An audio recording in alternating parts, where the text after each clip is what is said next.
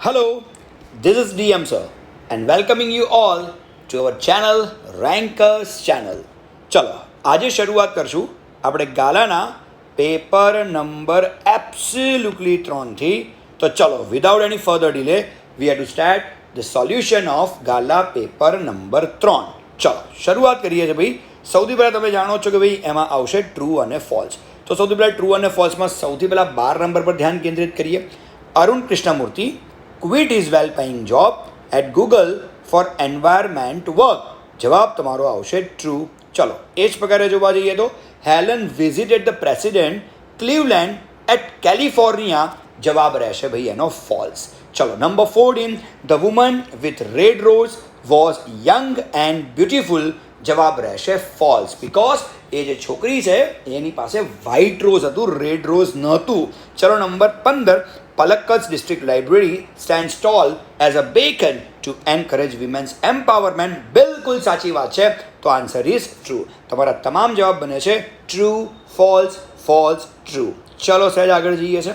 હવે આપણે શરૂઆત કરશું મેચિંગથી એટલે કે ફંક્શન વર્ડથી. 32 the annual function may begin at 8 AM. હવે 8 AM એ સ્પેસિફાઈંગ ટાઈમ આપે છે તો ઓપ્શન ડી સ્પેસિફાઈંગ ટાઈમ. જવાબ નીચે આવી રહ્યા છે. When will the students get the receipts. Obviously question mark છે તો આવશે seeking information. What a nice movie. Obviously અહીંયા ઇમોશન દર્શાવવાની કોશિશ કરી છે તો એક્સપ્રેસિંગ ઇમોશન. ચલો થોડા ઓર આગળ વધીશું. હવે શરૂઆત કરીએ છીએ રિસ્પોન્ડિંગથી. Number 35 Asha what is that in the picture describing place. જવાબ છે option C that is palace which was built by Takht Singh ji of Bhavnagar. ચલો થોડા 36 પર આગળ વધીએ. Praveen how shall I reach Khakhariya in time. Condition. હવે તમને બધાને ખબર છે કન્ડિશન હોય એટલે ઇફ અથવા અનલેસ વાળું જ વાક્ય આવશે. તો અહીંયા option B is your right answer. If you hire Uber you will reach Kankaria in time. ચલો 37 તરફ વગડીએ છીએ. Teacher why are you disappointed. You have passed the exam. Soham, yes sir, but dash dash dash dash dash comparing. અહીંયા comparison વાળું વાક્ય એક જ છે. Option D I have got lesser marks than my brother has. તો obviously option D is your right answer. So that was all about responding. હવે શરૂઆત શેનાથી કરીએ છીએ? કમ્પ્લીટ ધ સેન્ટેન્સથી કરીએ છીએ જે તમારા માટે એક અગત્યનું ચેપ્ટર, અગત્યના માર્ગ ધરાવવાવાળી વસ્તુ જરૂરથી છે. My sister wrote her paper perfectly describing contrast. તમે જુઓ ગાલાના પેપરમાં ઓન એન્ડ ઓફન કોન્ટ્રાસ્ટનો ઉલ્લેખ કંઈક વધારે આવે છે અને કોન્ટ્રાસ્ટ એટલે બટનો ઉપયોગ તમારે કરવો જોઈએ. સો my sister wrote the paper perfectly but she could not get good marks. But પછી કરતાં મૂકવો જરૂરી છે તો સિસ્ટર પ્રમાણે આવશે શી. અને અહીંયા મારા મત પ્રમાણે તમે કેન નોટ કે કુડ નોટનો પ્રયોગ કરશો તો વાક્ય પ્રમાણમાં થોડુંક સહેલું બની જશે. કારણ કે કેન નોટ કુડ નોટ પછી ક્રિયાપદનું મૂળ રૂપ આવે જે અહીંયા મૂકી દઈશું ગેટ ગુડ માર્ક્સ. તો મારા ખ્યાલથી my sister wrote her paper perfectly but she could not get good marks. કંઈક આ પ્રકારે બની તો જશે. 39 તરફ વધીએ છે. કટ ધ વેજીટેબલ્સ પ્રોસેસ છે. હવે તમને બધાને ખબર છે કે વેજીટેબલ કાપ્યા પછી શું કરવું પડે? તો બનાવવા પડે ને. ઓકે તો cut the vegetables and then cook them. And then cook them. Cook ધેમની જગ્યાએ તમે 100% એવું પણ લખી શકો છો વોશ ધેમ. ઓકે એ પણ એક પ્રકારની પ્રોસેસ છે. ઓકે ચાલો એ જ પ્રકારે 40 નંબર પર જઈએ છીએ. Karma dash dash dash dash dash describing past event. Describing past event. Karma સજીવ વ્યક્તિ છે માત્ર ક્રિયાપદનું ભૂતકાળના રૂપથી વાત બની જશે. તો Karma went to the hill અથવા કર્મા પ્લેડ ક્રિકેટ. આવું કંઈક ને કંઈક. ઓકે તમારું ફેવરિટ વાક્ય પ્લેડવાળું હોય છે મને ખ્યાલ છે. Okay so simple is this. ચલો complete the paragraph. Filling the blanks એટલે કે વોકેબથી આપણે શરૂઆત કરીએ છીએ. પોવર્ટી એટલે ગરીબાઈ. બ્રિલિયન્ટ એટલે ખૂબ હોશિયાર, તેજસ્વી. કોન્ટ્રીબ્યુટ બરાબર ધ્યાન આપજો. કોન્ટ્રીબ્યુટ મીન્સ ફાળો આપવો. બરાબર ધ્યાન આપજો. ચાલો સુધામૂર્તિ found that હનુમંતપ્પા was a brilliant boy. સૌથી પહેલાં તો એક હનુમંતપ્પા નામનો વ્યક્તિ છે જે બહુ જ બ્રિલિયન્ટ છે, બહુ જ હોશિયાર છે. But unfortunately he was not able to study further due to his poverty. કેમ નથી ભણી શકવાનો બાળક? રીઝન એક જ છે એની ગરીબાઈને કારણે. Okay she wanted to contribute in his study અને એ સુધામૂર્તિ જે કંઈ પણ છે એ શું કરવા માંગે છે ભાઈ? કોન્ટ્રીબ્યુટ કરવા માંગે છે, પૈસા બાળકને આપવા માંગે છે, જેથી કરીને એ આગળ ભણી શકે. અહીંયા સુધામૂર્તિ કોણ છે? તો સુધામૂર્તિ છે ઇન્ફોસિસના માલિકના પત્ની. So simple is this. Okay, Infosys એ બહુ જ મોટી કંપની છે, આઈટી લેવલની કંપની છે, જેને તમે બહુ સારી રીતે ઓળખતા હશો. ચાલો શરૂઆત કરીએ છીએ ભાઈ. એબ્સોલ્યુટલી આપણે હવે નિયરેસ્ટ મિનિંગથી. શિવર મીન્સ ધ્રુજવું. ધ્રુજવું એટલે ટ્રેમ્બલ. 43 તરફ વધીએ છે. ઓબ્સ્ટેકલ એટલે નડતર રૂપ રહેવું. જવાબ આવશે બેરિયર. ચાલો 44 તરફ આગળ વધીએ છે. ડેન્સ એટલે ગાઢ અથવા ગીચ. It is known as crowded. It is known as thick. અચ્છા, it is known as thick. તમે થિક લઈ શકશો આના માટે. હવે જરા જુઓ કે સૌથી પહેલાં હું તમને એટલું તમને શ્યોરલી કહી દઉં, ઓકે, કે જ્યારે પણ સિમિલર વર્ડ્સ આવે છે, રેન્કર ચેનલ પર મેં સિમિલર વર્ડ્સનો એક વિડીયો જરૂરથી મૂકી રાખ્યો છે. તો એ વિડીયો જેટલી વધારે વખત તમે જોઈ શકો અથવા સાંભળી શકો વધારે સારું રહેશે. હું તો સાંભળવાની જ સલાહ આપીશ કે જ્યારે પણ જમવા બેસો છો, જ્યારે પણ ફ્રી છો, ત્યારે હેડફોન્સ લગાવીને મારો એ વિડીયો તમારે ધ્યાનથી સાંભળી લેવો જોઈએ. ચલો ફરી એકવાર જરા જોઈ લઈએ. Shiver, tremble, obstacle, barrier, dense, thick is your answer. ચાલો હવે જરા જઈએ છે ઇનડાયરેક્ટ સ્પીચમાં. સૌથી પહેલાં એકવાર પેરેગ્રાફ ધ્યાનથી વાંચી લઈએ. Ragini, how are you Nirali today? Nirali, fine. What shall we do now? સૌથી પહેલાં ઉપરનું વાક્ય પ્રશ્નાર્થ છે અને તેમ છતાં નિરાલી નીચે ટૂંકમાં જવાબ આપી રહી છે, તો ધ્યાન રાખજો. Ragini, let's go to the library and borrow some books. Nirali, what a fine idea. ચાલો જરા જોઈએ જવાબથી. તો રાગિની પહેલું વાક્ય પ્રશ્નાર્થ બનાવે છે, એટલે આસ્ક્ડ. નિરાલી, હવે જરા જો હાઉથી વાક્ય પ્રશ્નાર્થ છે, એટલે હાઉ જ તમારું શું બનશે? સંયોજક. અહીંયા તમે જરા જુઓ કે અહીંયા એચનો અહીંયા ઉપર તમને એચ કેપિટલ આપ્યો હશે, પણ નીચે એચ સ્મોલ આવશે. અચ્છા, WHKSW આપણા સંયોજક છે. સંયોજક પછી હંમેશા કરતા, એટલે હાઉ પછી વાક્યમાં લેશો શી. એમ ઇઝ આરનું વોઝ વેર કન્ફર્મ છે, તો how she was that day. Nirali વળતો જવાબ આપે છે, પણ અહીંયા નિરાલી ટૂંકમાં જવાબ આપે છે. નિરાલી માત્ર બોલે છે ફાઇન. એણે ભલે ટૂંકમાં જવાબ આપ્યો હોય, પણ આપણે કેવો જવાબ આપવો પડશે? સંપૂર્ણ જવાબ. કેવી રીતે આપશો? Nirali replied that she was very fine. ઉપરનું વાક્ય હતું ને શી વોઝ, ઓકે, તો અહીંયા પણ થશે she was very fine. So simple is this. Okay, very નથી આપ્યું તો માત્ર ફાઇન. She was fine. અચ્છા, હજુ શું છે? વોટ શેલ વી ડુ નાઉ? હજુ બી અહીંયા પણ તમે ધ્યાનથી જુઓ, નિરાલી ચૂપ નથી થતી. નિરાલી બીજું વાક્ય બોલે છે, અને બીજું વાક્ય કેવું છે? પ્રશ્નાર્થ. જ્યારે કરતાં એકથી વધારે વાક્યો બોલે તો પહેલું વાક્ય હંમેશા જે તે રીતે એટલે જે રીતે બનતું હોય તે રીતે. હવે આપણું કામ શું છે? હવે આપણું કામ એ છે બીજા વાક્યને પ્રથમ વાક્યની સાથે જોડવું. અહીંયા બીજા નંબરનું વાક્ય પ્રશ્નાર્થ છે, એટલે આગળના વાક્ય સાથે હું જોડીશ. કેવી રીતે? And asked. ફરીથી વાક્ય વોટથી પ્રશ્નાર્થ છે, તો વોટ જ મારું સંયોજક. વોટ પછી મારે વાક્યમાં લેવો પડશે કરતા, અને જ્યારે પણ વાક્યમાં વી નામનો શબ્દ આવે, વીનું શું કરવાનું છે ભાઈ? આપણે ધ્યેય. બધાને યાદ હશે કે જો વી આપ્યું હોય તો શું થશે? ધ્યેય થશે. એ જ રીતે અવર આપ્યું હોય તો શું કરવું પડે? THEIR there. અને અસ આપ્યું હોય તો શું કરવું પડે? THEM ધેમ કરવું પડે. નિયમ યાદ રાખજો. તો what they should do then. નીચે રાગિની, લેટ્સ ગો.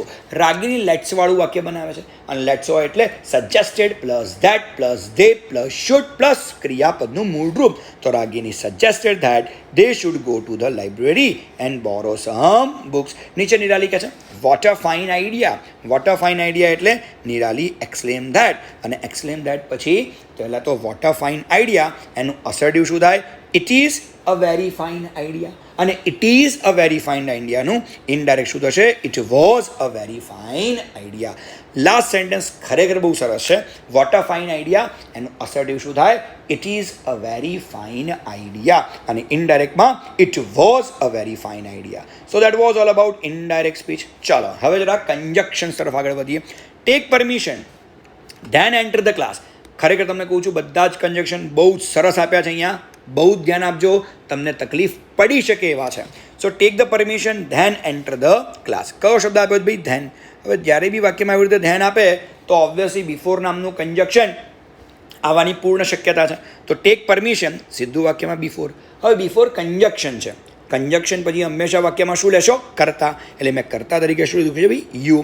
ઓકે, કેમ યુ લીધું છે? કારણ કે ટેક ધ પરમિશન આજ્ઞાર્થ વાક્ય, આજ્ઞાર્થ વાક્યનો એક જ કરતા હોય કયો યુ, તો અહીંયા આવશે before you enter the class. ચલો થોડા આગળ વધીએ છીએ. Don't get into the train, let it stop first.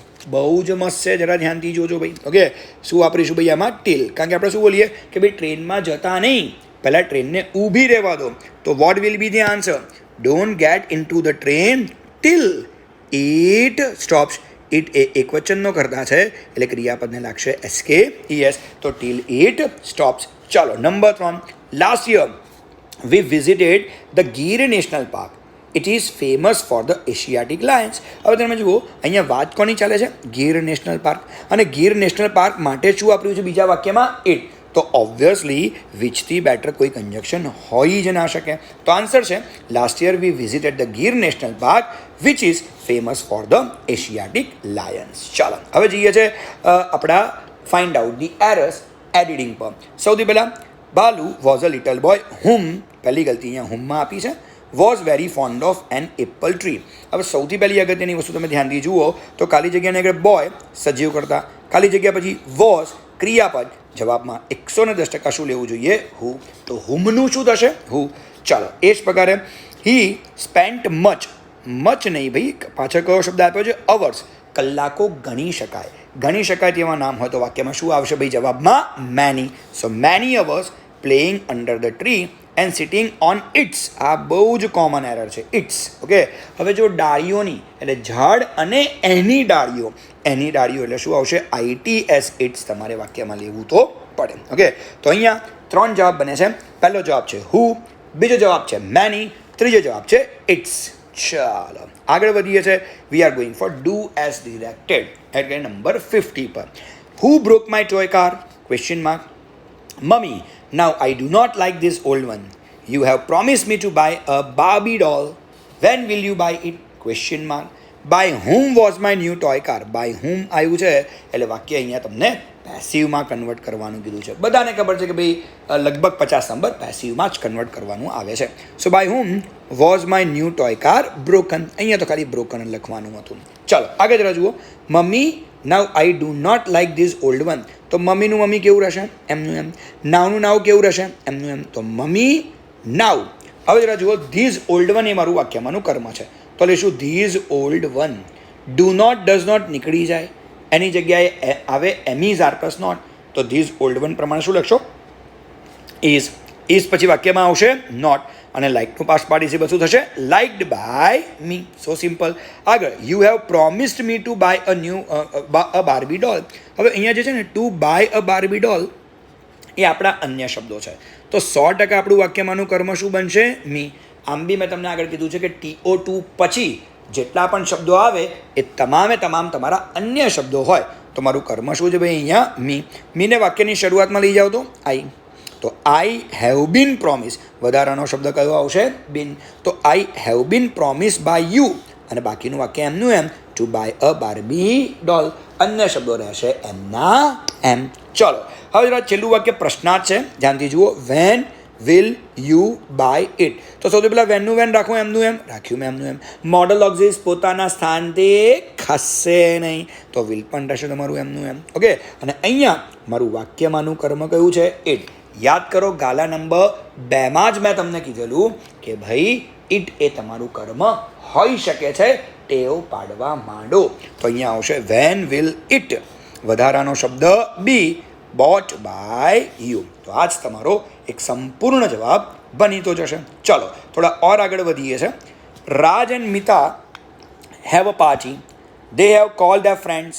They do not like noise but they like to play games. નીચે છે Rashmi has a party. Obviously એક વચનમાં ફેરવવાનું કીધું છે એટલે જ્યાં હેવ હેઝ છે ત્યાં હેઝ કરવું પડશે. જ્યાં ઓબ્વિયસલી તમને આપ્યું હોય ડુ નોટ ત્યાં કરવું પડશે ડઝ નોટ. અને જ્યાં ક્રિયાપદનું મૂળ રૂપ છે ત્યાં આવશે SKES. તો Rashmi has a party. She has called her friends. બિલકુલ સાચું છે. They do not. હવે ડુ નોટ છે એનું એક વચન શું થશે? શી ડઝ નોટ. ધેનું મારે શું કરવું પડશે? શી. તમે વિગતથી વિચારો, એકવાર રાજ અને મીતા લખ્યું છે ત્યાર પછી બધી જગ્યાએ રાજ મીતા માટે શું વાપર્યું છે? ધે. તો આપણે જ્યારે એકવાર રશ્મિ વાપરીશું ત્યાર પછી બધી જગ્યાએ રશ્મિ માટે શું વાપરીશું ભાઈ?